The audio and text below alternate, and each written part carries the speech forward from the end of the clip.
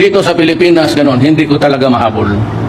Kaya ko, pero sa batas na ito, Constitution, even if you give me 20 years, I cannot do it.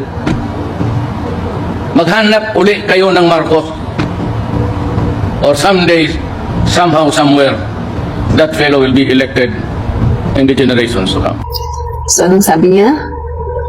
Hindi daw niya kaya, no?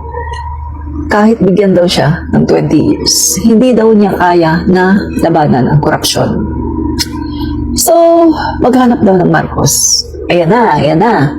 Nahalal na ang Pangulo namin, Bongbong Marcos. Pero anong ginawa mo? Siniraan mo, di ba? At patuloy mong sinisiraan. Natigil ka lang sa paninira nung nasa dahig ka na. Di ba? Sabi mo, maghanap kayo ng Marcos dahil hindi mo kakayanin ang korupsyon, ang paglaban sa korupsyon. Hands off ka na, hindi mo kaya. Inamin mo na inutil ka sa paglaban sa korupsyon, kaya maghanap kami ng Marcos.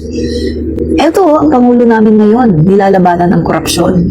Siya mismo ang nag-expose, siya mismo ang nagpa-iimbestiga at ang dami ng mga natanggal, pati yung dating sekretary. So ito na yung ginagawa ng Pangulo namin. Nilalabanan niya ang korupsyon sa gobyerno na hindi mo kinaya na gawin. Real talk.